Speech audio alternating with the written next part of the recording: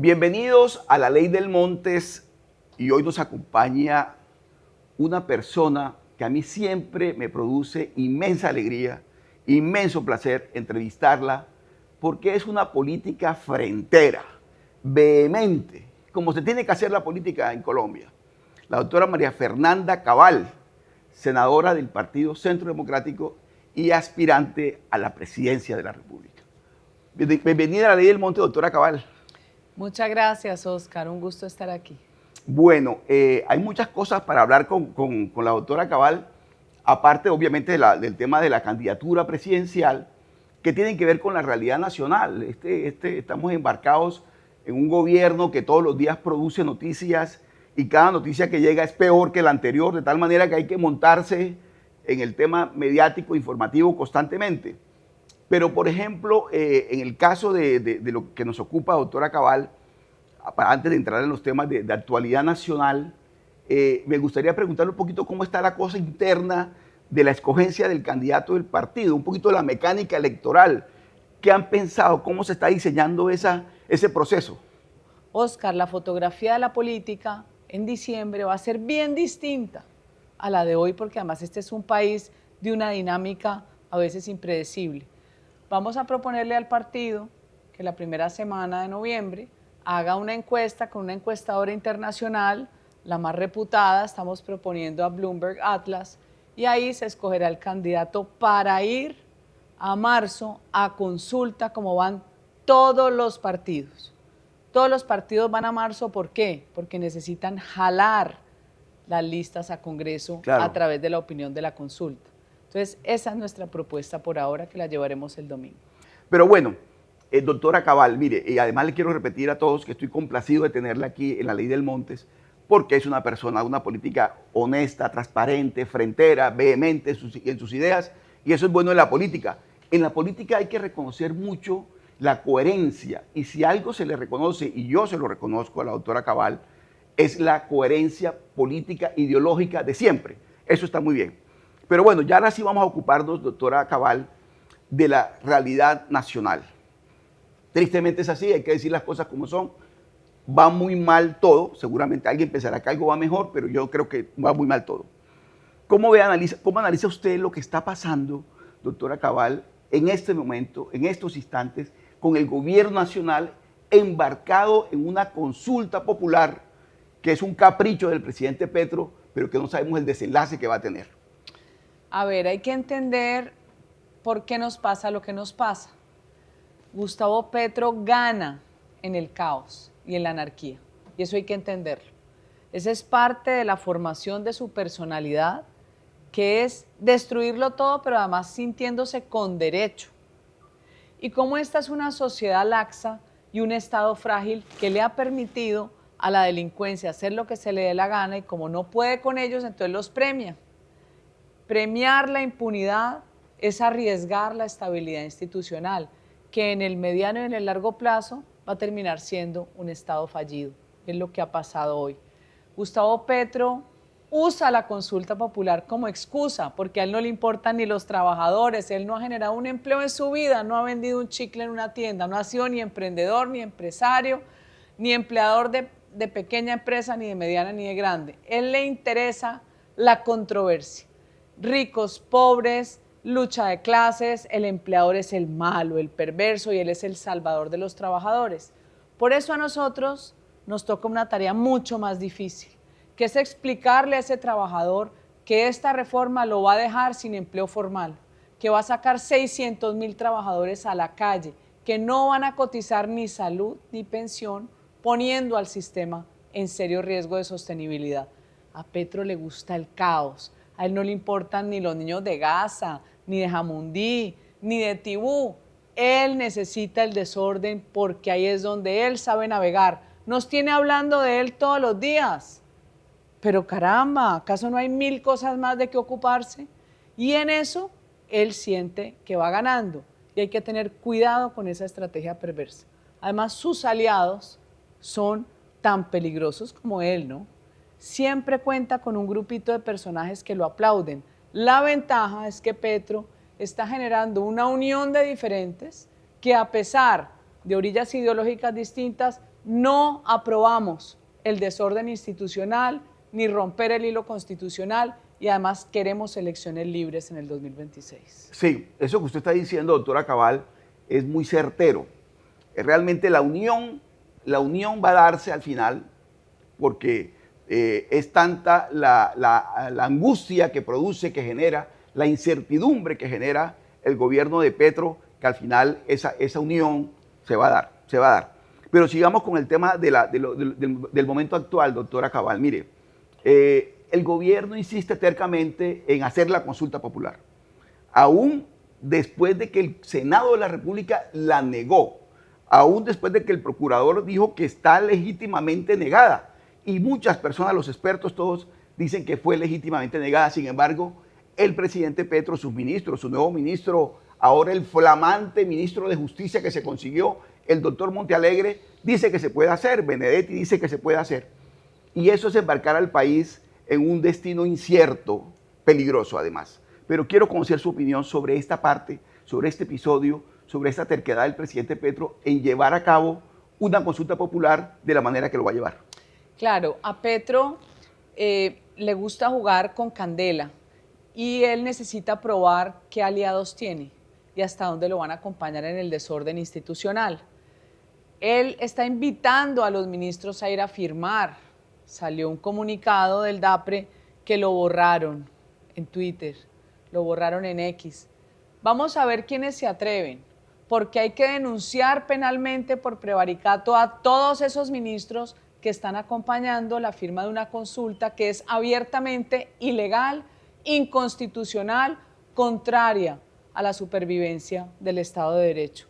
Ahora, Montealegre le gusta también ser como esos personajes que la ley dice A, pero usted sabe que cuando uno entra en el universo del derecho y en Colombia, cada uno tiene su punto de vista. El abogado que dice A, el que dice B, el que dice C, múltiples respuestas. Él controvierte con algo que es obvio. Usted no puede hacer como funcionario nada en contravía de la ley.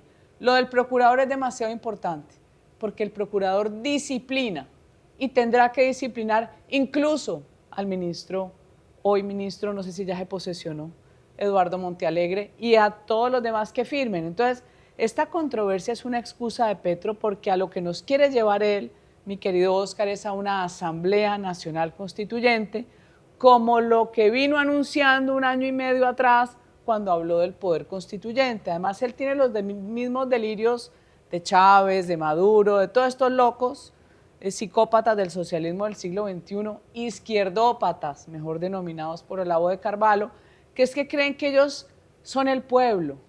Además, el pueblo está escriturado y cada vez que respiran para hacer lo que les da la gana, dicen que interpretan al pueblo. Y yo les digo, ¿y cuál es el no pueblo? ¿El que no los acompaña? Tal cual. Pero mire, escuchando a la doctora Cabal, me surge una inquietud, y lo digo como colombiano, como patriota, una inquietud y quiero trasladársela a usted. ¿Usted tiene la certeza, tiene la convicción íntima de que en Colombia vamos a celebrar elecciones en el 2026? Sí, tengo la certeza, porque este país lo ha superado todo, hasta los momentos más aciagos de un Pablo Escobar, hasta los momentos más tenebrosos antes de que llegara Uribe como presidente de Colombia a volverse como un respiro de esperanza, un país completamente fragmentado, un estado fallido. Veníamos del Caguán con el mono Jojoy desplazándose en sus camionetas blindadas, más de 4.000 camionetas robadas que iban y venían de Venezuela, de allá para acá, de acá para allá. Sí lo vamos a lograr. La amenaza es aquellos territorios que hoy como antes están en serio riesgo de desmembrarse del territorio nacional. ¿Qué pasa con el Catatumbo? ¿Qué pasa con una parte del Cauca, con Guaviare, con el Putumayo? ¿Qué pasa en esa zona del Chocó donde el ELN confina más de 30.000 familias cada vez que se les da la gana? Eso es increíble. Pero cuando uno tiene un presidente que premia el delito con mesas de negociación indefinidas en el tiempo, sin siquiera ponerles una obligación de por lo menos concentración, pues usted tiene un Estado de Derecho completamente vulnerable, una fuerza pública deshecha, desmoralizada y Petro sigue con sus alucinaciones. Bueno, mire, doctora Cabal, obviamente que usted tiene la formación de la estadista, de la persona que le cabe el país en la cabeza, y eso está muy bien que sea así.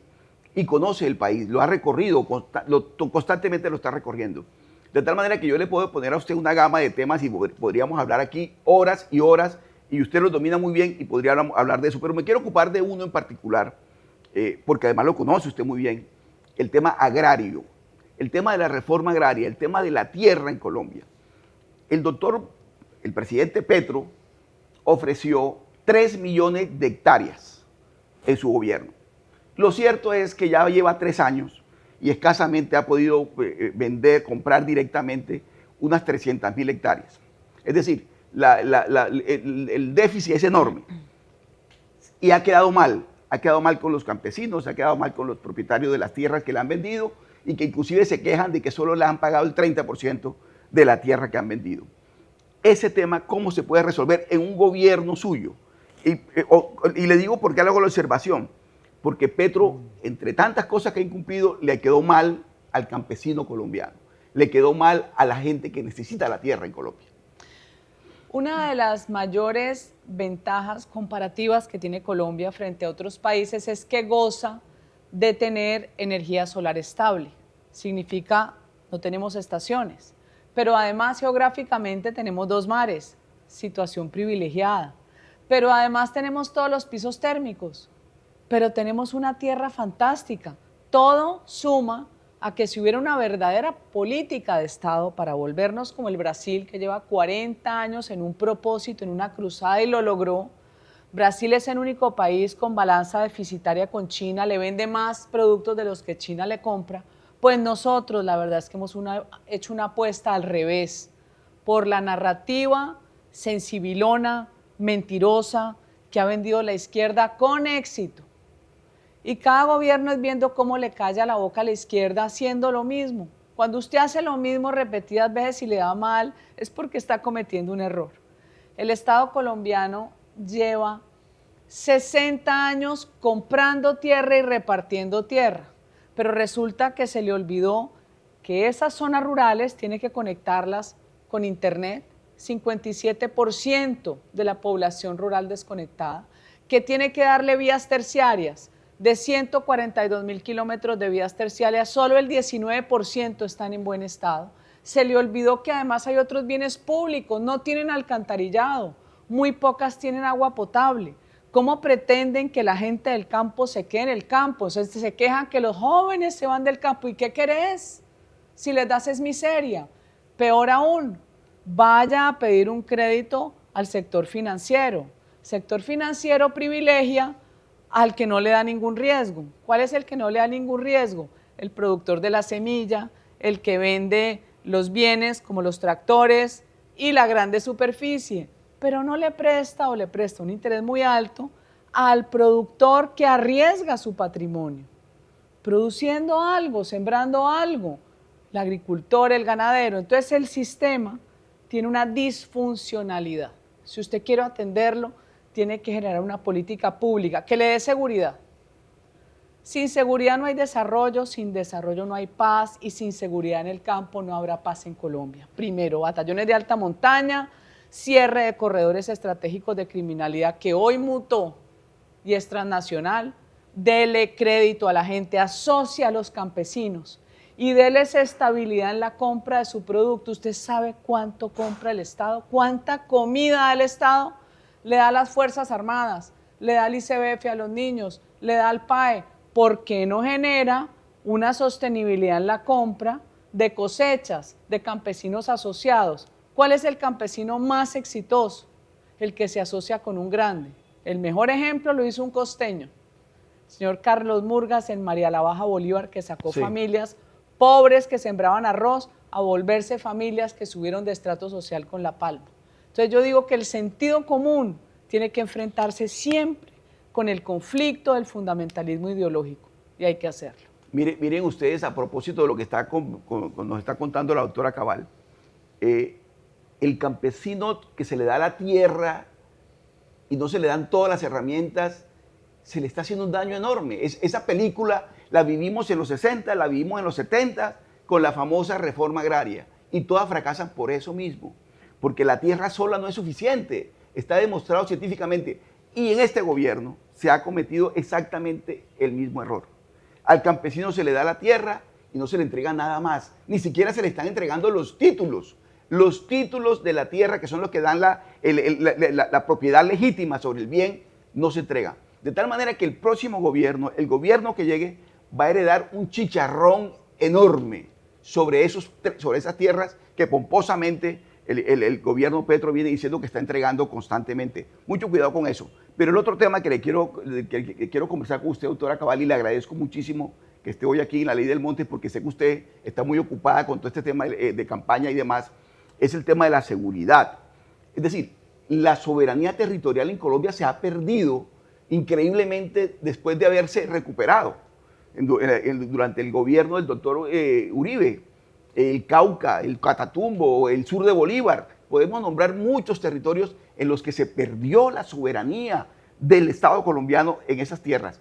¿Cómo lograr, doctora Cabal, recuperar la soberanía territorial y la seguridad en Colombia? Primero que todo, hay que restablecer las relaciones con los países aliados. ¿Quiénes han luchado contra el terrorismo? Por sobre todo, Israel, Estados Unidos. Tenemos que alinearnos con esos países que además tienen todos los desarrollos tecnológicos que tenemos que adquirir hoy. Hoy no se necesitan cientos de miles de soldados y policías. Hoy la tecnología te resume e incluso te protege a la fuerza pública y a la población civil. ¿Qué hay que hacer? Devolverle el honor a la fuerza pública. Hay que restituir a los mejores hombres que echó Petro e incluso otros gobiernos. ¿Con quién usted enfrenta la criminalidad que, como le dije antes, es transnacional? Con los mejores que hayan combatido en el Cauca, en el Catatumbo, en el Chocó, que conocen el territorio, no improvise. Adicionalmente, ¿qué más tiene que hacer? Tiene que hacer alianzas público-privadas en las ciudades. Las empresas de vigilancia tienen mejor tecnología que la policía. Tienen 400.000 personas al servicio de la seguridad de sector público y sector privado.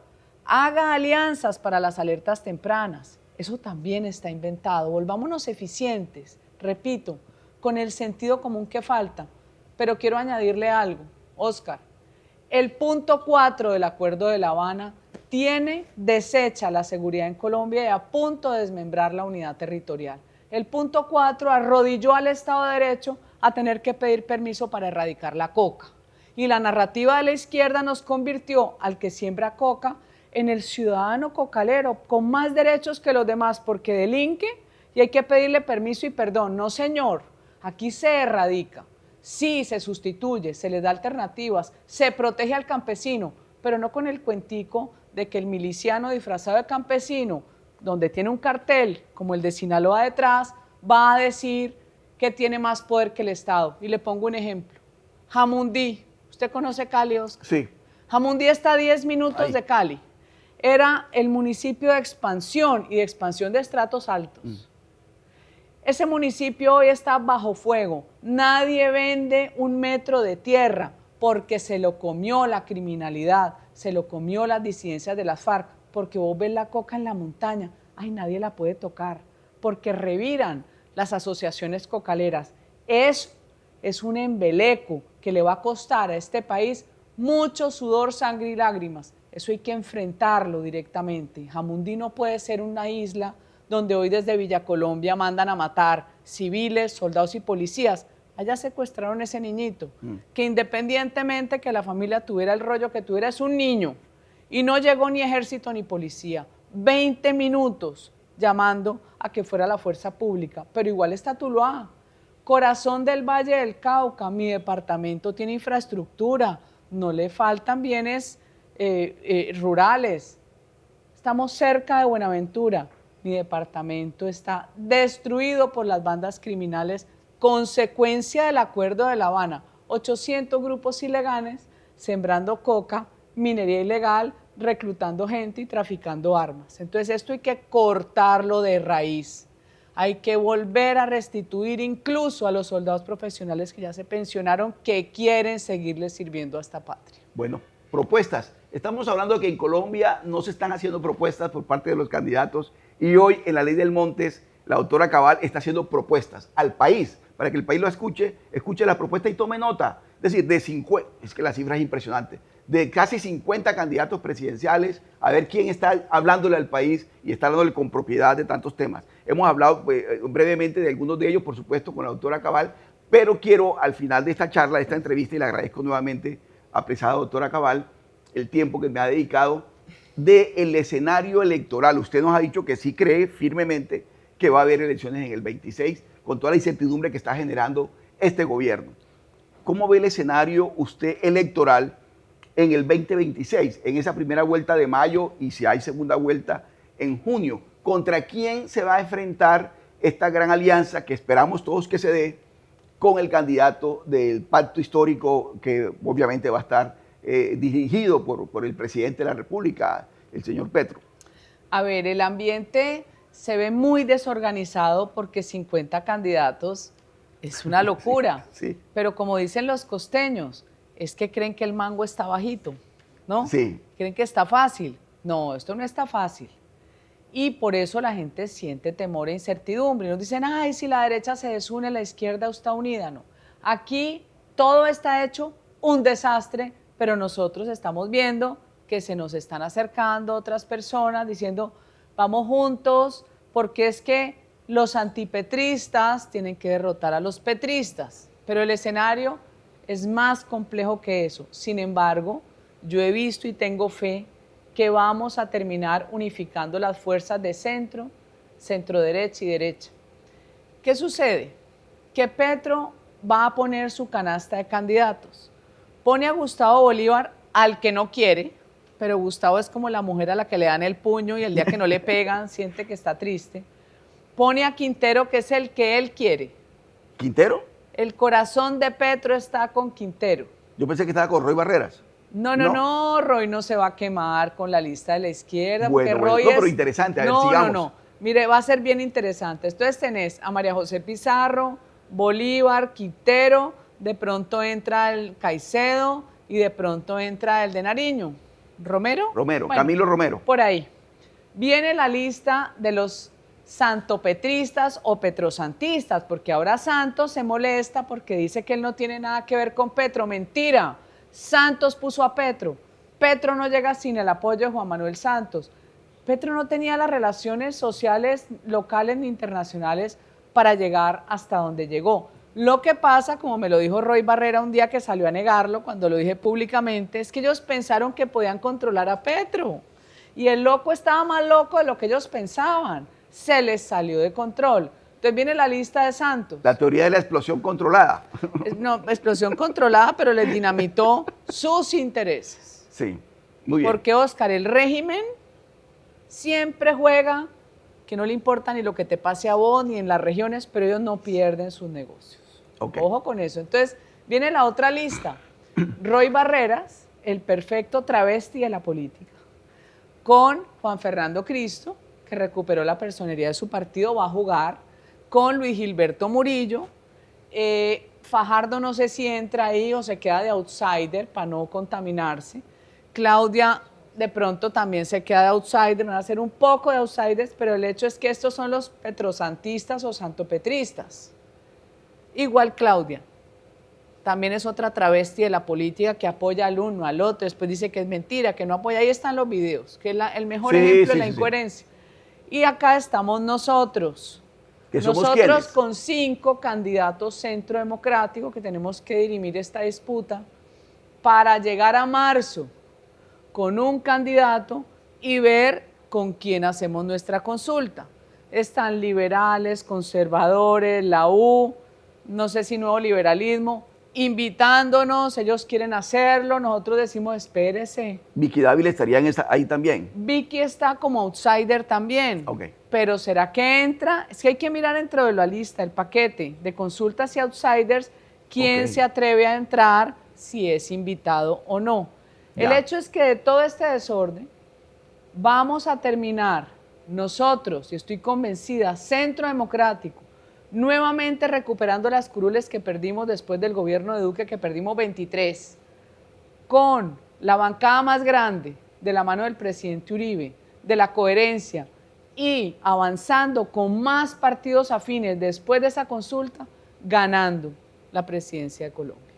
Bueno, y la ganaría en junio, en segunda vuelta, enfrentado al candidato de Petro. A ver, los que dicen que ganan en primera vuelta, yo creo que sí, están en le falta coyunturas calle. distintas o le falta haber sacado votos efectivos.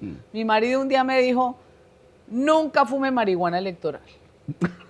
La marihuana electoral es cuando uno dice, uy, voy a sacar tantos, o uno cree que los likes de Facebook son votos. No, no, no. Que la gente vaya a hacer fila y vote por uno, eso es una berraquera. Bueno, y si ese consejo se lo dio el doctor Laforí, que sabe mucho de política electoral, tome nota porque por ahí es la cosa. Así es, cero fantasía. Aquí es trabajando de sol a sol, trabajando. Entonces yo siento que hoy el dolor que nos produce el ver un país que se deshace con mentiras, que lo que construimos con dificultad lo desaparecieron, la salud, un desastre, los muchachos de estrato popular sin su crédito del ICETEX. Vaya, pregúntele a las personas aquí, ustedes que de por sí tienen un lío con los costos de la energía, ¿en cuánto está el cilindro de gas? Bueno, un desastre y todavía hay quienes creen que a Petro no lo han dejado gobernar. Por favor, hemos salvado a este país de la debacle peor. Aquí vamos a tener que enfrentar la maldad de los que ahora se disfrazan de solución y la perversidad de la propaganda de izquierda que usó de verdad el deseo de mucha gente de escasos recursos de que Petro era el cambio y el cambio resultó ser un suicidio. Muy bien, esta noche nos ha acompañado en la Ley del Montes, por supuesto que estoy complacido, la doctora María Fernanda Cabal, certera, vehemente, franca, como siempre, en la Ley del Montes. De tal manera que, de verdad, muchas gracias, doctora Cabal, por acompañarnos hoy en la Ley del Montes. Gracias, Oscar, y espero que esta entrevista marque una pauta para que la gente empiece a alinearse del eje del bien o del eje del mal. Espero que con el bien. Y a todos ustedes, un abrazo.